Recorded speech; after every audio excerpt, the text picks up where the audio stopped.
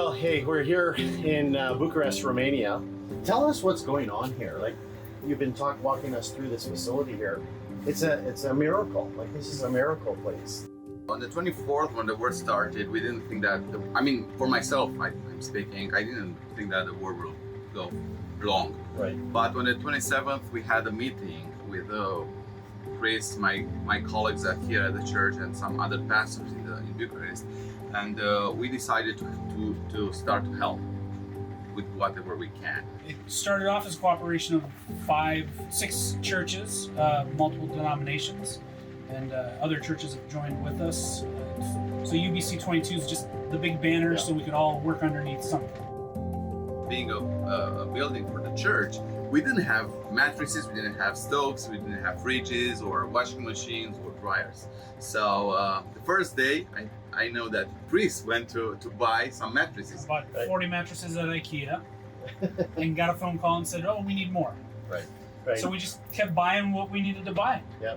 So this is in February. In February, yeah. Right at the beginning of the war, right? Yeah. Yes, Yeah. so I remember the first 3 weeks, we didn't have not even one day off. Yeah. We were here from the 7 in the morning till 1 in the midnight, went home, get some sleep, and come back. Why? Because many refugees came at that time. So we're starting being a transit center here for refugees, trying to help them with whatever they needed, papers, staying with them at the embassy, helping them to cross the border, to get into the west part of Europe.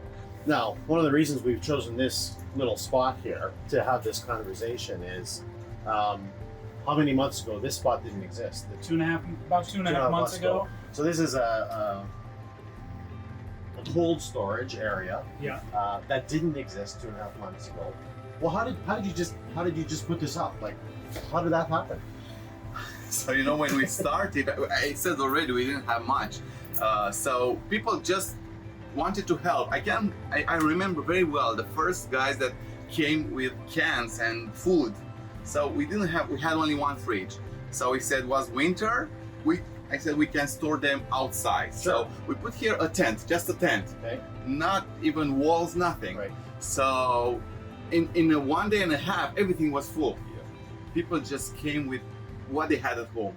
One of the things that we've talked since the beginning, we will not treat them like refugees. We are not telling them, call them refugees. They're our guests here. So we call them, you're our guest. We want to do whatever we can to make you feel like home. Yeah. I'm gonna put you guys on the spot, both of you on the spot, because there's probably hundreds of stories you can tell. But what's a God moment that just really stands out in the last several months for both of you? Being churches in Romania, finance is not being abundant, and there's been time and time again where there's been a need and God's brought the right person. There was a gentleman that just showed up, and he said he had $10,000 to help purchase food, and he was here for the course of a week, and in that week the Lord continued to provide more money from the States for him, and he ended up spending over $50,000 to purchase this fridge and food that we needed in just the right time when it was needed, and just seeing God's hand continually provide as we move forward, not knowing where it's going to come from. I'm in awe of what God's doing through the ministry here. Like, I'm deeply moved, and I'm so wanting to know our people back in Canada, the church back in Canada, to know how we can help. One of the things that we really need, and it's not just because we are Christians, I tell you, it's not just because we are Christians, pray for us. We've seen so many miracles after the church prayed, and we just want for you, pray for what God is doing here through us to help our neighbors, our guests, and their families back home. So one of the things is pray for us. If you speak Russian, we would welcome you with open arms to come join us for any length of time. Really, that's one of the hardest roles to fill, is someone that speaks Russian. Because most of the people that come through our centers are from the south and the east, and they speak Russian. And so we have a few translators, but triple what we have would be wonderful. Another huge help would be if God is moving you. There is a lot of need of food in Ukraine. So every week we take a convoy of supplies, aids, and whatever they need there to Ukraine. So that would be a huge help if you can just help us to provide all this food for them there.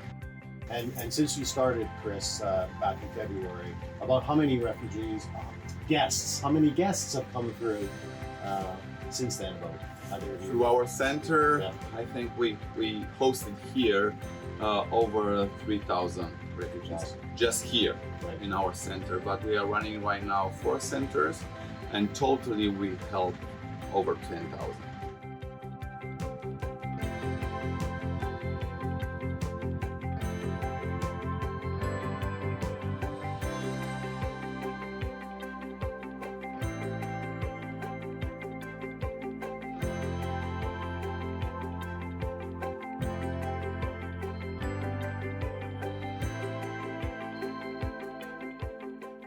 Thanks for allowing us to come and see what God's doing here.